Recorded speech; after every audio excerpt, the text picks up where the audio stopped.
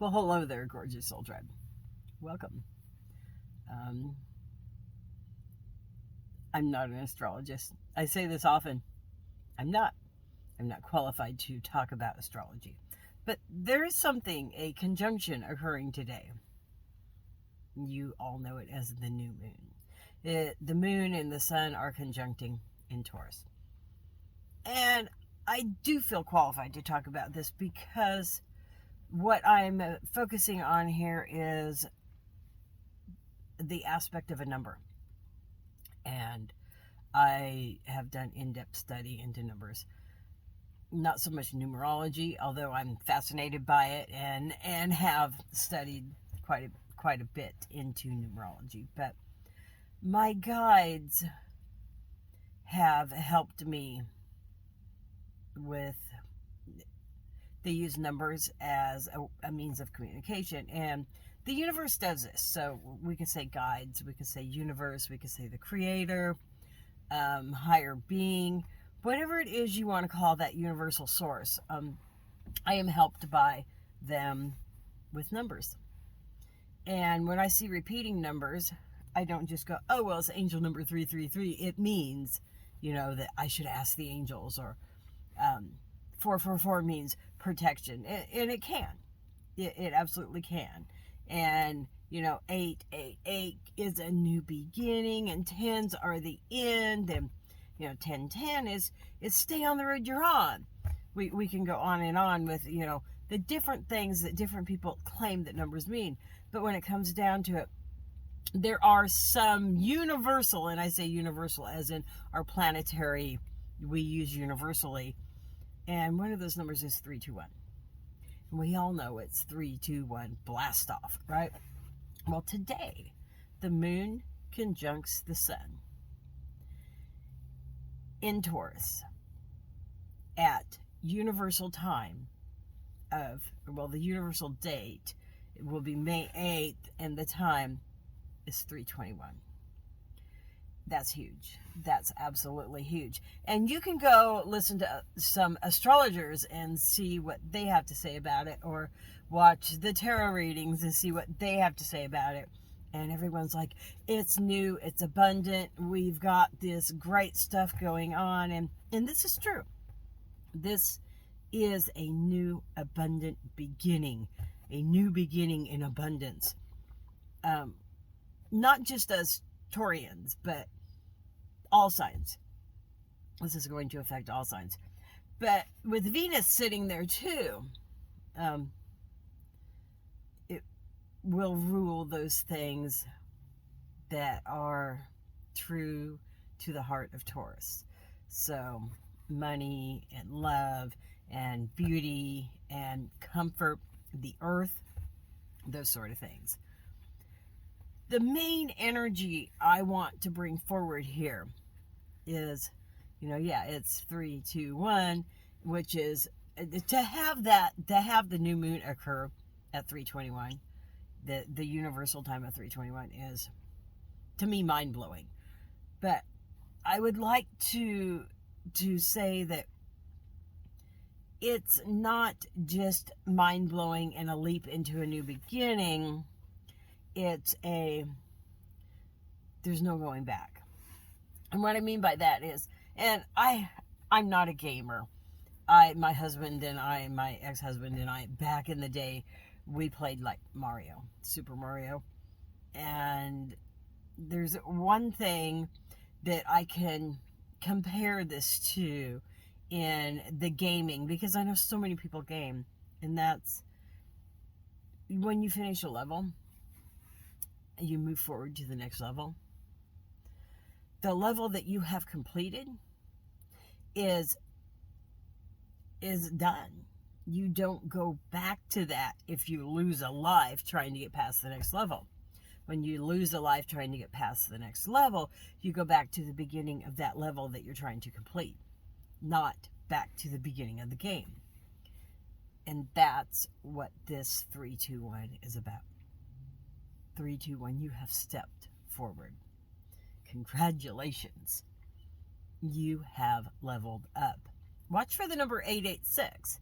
Now, like I say, These numbers mean, so if you're driving along and you see, 888, and what occurs to you is a new beginning, because the number 8 in numerology means a new beginning, you can read it that way, or you can do what I have been led to do, and what many, many wise people will tell you. When you see recurring numbers, think about, what was I thinking about at the time that I saw it? So say you see, and I'm going to use the 886 because, and every time you see 886, you think, I should write a book. And you see 886 again, and you're like, what was I thinking exactly the time I saw that? And I was thinking I should write a book. What was going on when I saw 886? Well, this person over here was telling me I should write a book.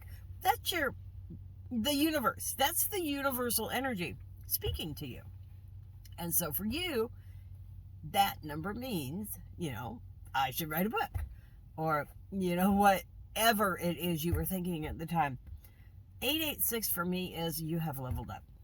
And we can share numbers with other people. And because the people who watch me are part of my soul tribe, it would be not a surprise to me at all if we shared a lot of common numbers, a lot of common thoughts. And for me, time after time after time, when I saw it, like on a license plate driving down the road, 886, I had just been thinking about, holy crap. So one of my main things was I used to drive down the road, and I had road rage. I got really, really angry with other drivers. And that's a thing of the past for me. And I will see 886 on a license plate, and every time I do, it brings me back to, wow, I've gone past that. I've totally moved past that. And I see it at other times, and I think, I no longer body shame myself. I'm not worried about this double chin, the way I look on the camera. I'm not worried about what other people might think, because I've leveled up. And so for me, 886 is leveled up. And so I want you to be looking for that number and see what you were thinking about when you see it. And look at 321. Look for 321 and see what you're thinking about when you see it. You'll start seeing 886 and 321 a lot right now, because this is in the energy. And because I have suggested to you these numbers, you will start noticing them. They've always been there. It's just, when will you notice them? Well, when they get suggested to you, you will. And when you see them, wonder, what was I thinking about at exactly the time I saw them? So don't be prompted to, what did I think about after I saw it? But what was I thinking about when that car drove past and it had 886 on it, or that one drove past it with 321 on it, or an address was 886 or 321? Because this energy right now is, you're not going back. Even when Mercury retrograde happens, you're not going to go back and experience and try to figure out how can I do it over, because you already know you're already at the next level and you're moving forward. Does that make sense? I just wanted to come on and say, wow, 321. The new moon happens in 321. We're never going back. We're never stepping back. We're moving forward now. I've had some epiphanies, and one is about the power grid, not the electrical power grid, but the universal spiritual power grid. And we'll talk about it sometime, because if you're a crystal collector, you're doing a very, very important job at this time.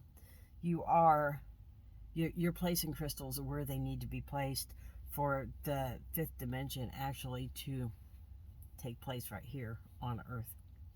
And it's really, really incredible to think that we as crystal collectors, and I know a lot of crystal collectors who are not into spirituality at all, and they don't think that there's some new Earth happening, but yet they're taking part in creating that.